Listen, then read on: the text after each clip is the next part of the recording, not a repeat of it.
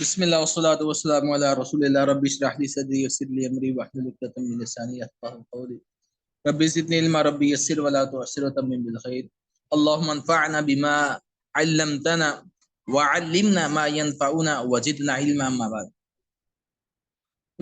جی آواز آ رہی ہے تمام اسٹوڈنٹ کو؟ کل ہم نے یہ گرامر کا کچھ پڑھا تھا، علم نحو کی تعریف کہ نحو کس کو کہتے ہیں۔ جی رپلائی دے دیں، آواز آ رہی ہے سبھی اسٹوڈنٹ؟ عربی زبان میں علم نحو اسم فعل اور حرف کو جوڑ کر جملہ بنانے کی ترکیب اور ہر کلمے کے آخری حرف کی حالت معلوم کرنے کو علم نحو کہتے ہیں۔ تو اس کا سیکھنے کا فائدہ بھی ہم نے پڑھا تھا کہ انسان عربی زبان بولنے اور لکھنے میں ہر قسم کی غلطی سے محفوظ رہتا ہے۔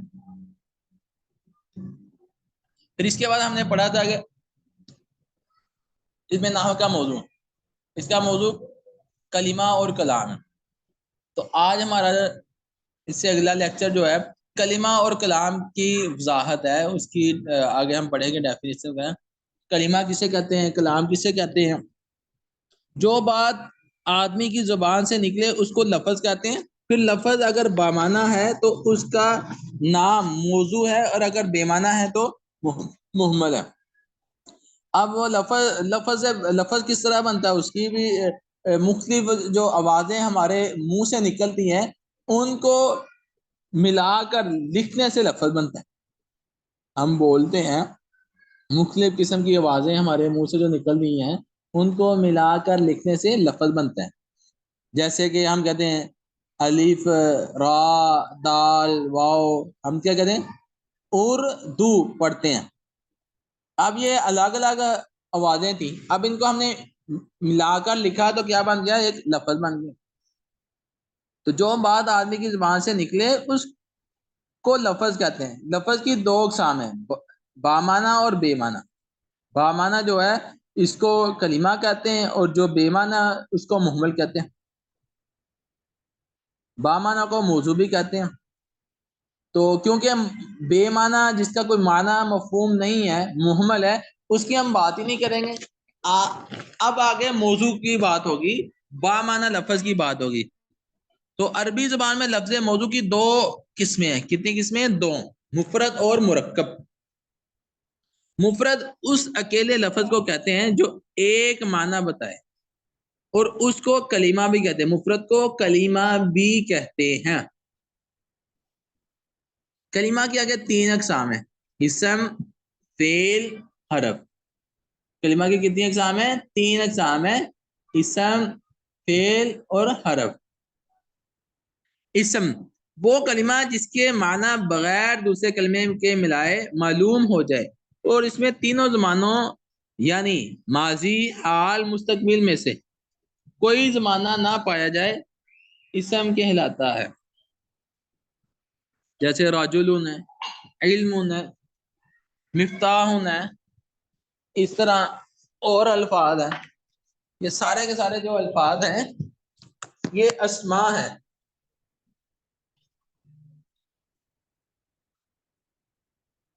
جی یہاں تک کلیئر ہوگی بات؟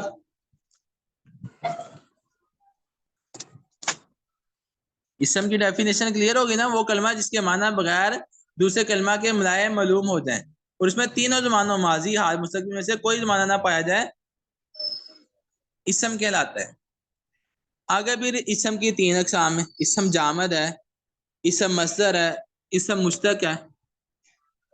اسم جامد وہ اسم ہے جو نہ تو خود کسی لفظ سے بنا ہو اور نہ اسے کوئی اور لفظ بنے۔ اسم جامد کیا ہے؟ جو نہ خود کسی سے بنے اور نہ ہی اس سے کوئی لفظ بنے۔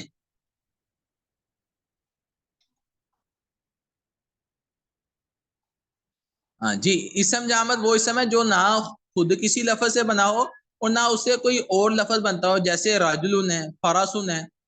آگے دوسری قسم اسم کی، اسم مصدر وہ اسم ہے جو خود تو کسی لفظ سے نہیں بنتا مگر اس سے بہت سارے لفظ بنتے، جیسے نصر، ضرب۔ یہ خود تو کسی سے نہیں بنا لیکن اس سے بہت زیادہ آگے الفاظ بنتے ہیں۔ تیسری قسم اسم مشتق کی، وہ اسم ہے جو مصدر سے بنا ہو، جیسے ضرب سے ضارب، نصر سے ناصر۔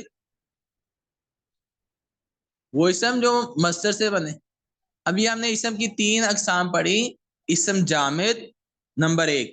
اسم جامد وہ اسم ہے جو خود تو نہ کسی سے بنے لیکن اس سے بھی کوئی اور لفظ نہ بنتا ہو. خود کسی لفظ سے بنا ہو اور نہ ہی اس سے کوئی اور لفظ بنے, یہ اسم جامد ہے. اب اسم مصدر دوسرا وہ اسم جو خود تو کسی لفظ سے نہیں بنتا مگر اس سے بہت سارے الفاظ بنتے ہیں, یہ اسم مصدر ہو گیا. اور تیسرا اسم مشتق, وہ اسم مصدر وہ اسم ہے جو مصدر سے بنے. مشتق جو ہے یہ مصدر سے بنتا ہے. پھر اس کے بعد فعل آ گیا. فعل وہ کلمہ ہے جس کے معنی دوسرے کلمے کے ملائے بغیر معلوم ہو جائے اور اس میں کوئی زمانہ بھی پایا جائے. یہ اسم کی جو ڈیفینیشن ہم نے پڑھی تھی نا ابھی, کہ اسم وہ کلمہ ہے جس کے معنی بغیر دوسرے کلمے کے ملائے معلوم ہو جائیں. اس میں تینوں زمانوں میں سے کوئی زمانہ نہ پایا جائے. اسم میں کوئی زمانہ پایا نہیں جاتا لیکن فعل میں تینوں زمانوں میں سے کوئی نہ کوئی زمانہ پایا جاتا ہے. جیسے ناصارہ ینصرو, ضربہ یضربو. ناصارہ اس ایک مرد نے مدد کی, فعل ماضی ہے. ینصرو وہ مدد کرتا ہے یا کرے گا, حال اور مستقبل. اس میں حال اور مستقبل فیوچر کا معنی بھی پایا جا رہا ہے.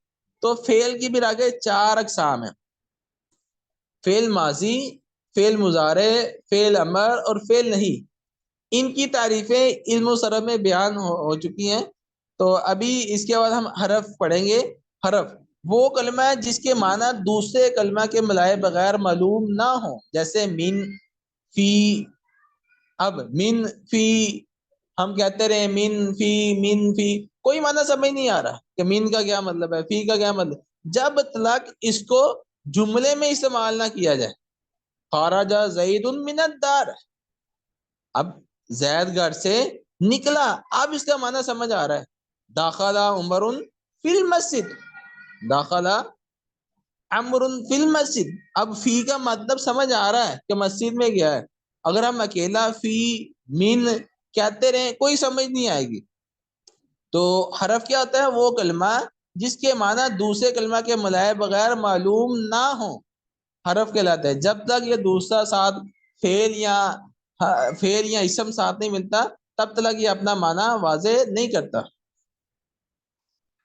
جب تک ان حرفوں کے ساتھ کوئی اسم یا فعل نہ ملے گا ان سے مستقل معنی حاصل نہ ہوگا. جیسے یہ مثالیں میں نے دی. خرج زید من الدار, دخل عمر فی المسجد. خارجہ نکلا, زید زید, من الدار, دار کہتے ہیں گھر کو. آپ نے وہ عربی میں پڑھا اس کا دار کا لفظ, بیت کا ایک لفظ استعمال ہوتا ہے گھر کے لیے, ایک دار کا ہوتا ہے. دوسرا داخل عمر, امر داخل ہوا فی المسجد, مسجد میں. اب آگے حرف کی اقسام ہے. حروف جو ہے 2 طرح کے ہوتے ہیں, ایک عامل ہوتے ہیں اور ایک غیر عامل ہوتے ہیں. حروف کی کتنی اقسام ہے؟ 2 اقسام ہے. نمبر 1 عامل, نمبر 2 غیر عامل. آج ہم نے جو پڑھا تھا کلمہ کی جو تعریف پڑھی کلمہ کلام میں, ہم نے موضوع کی 2 اقسام پڑھی تھی, مفرد اور مرکب. مفرد کی یہاں تک بحث مکمل ہوگی. اب اس کے بعد مرکب کی بحث شروع ہو رہی ہے. مرکب وہ لفظ ہے جو 2 یا 2 سے زیادہ کلموں کو جوڑ کر بنایا جائے, مرکب کہلاتا ہے.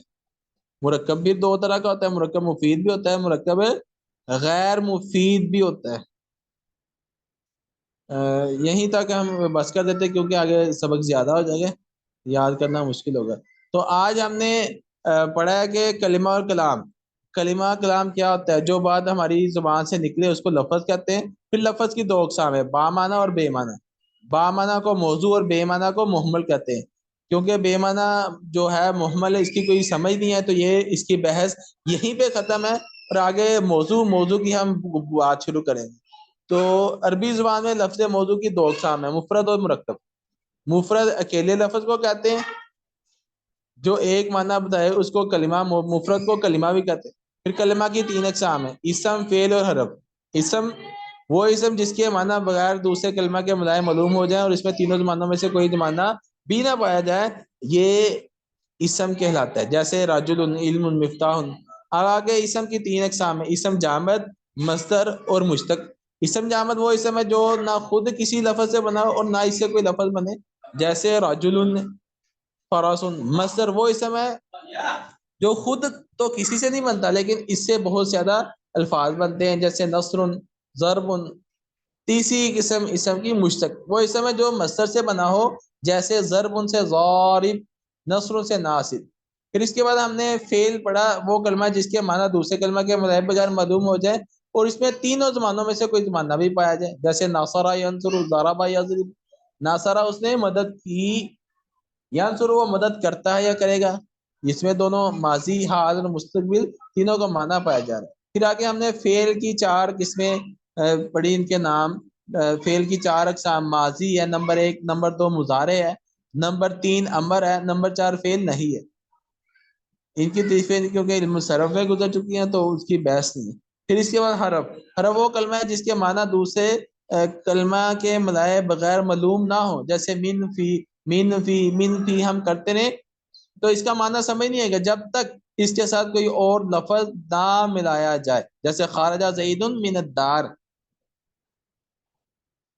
زید گھر سے نکلا۔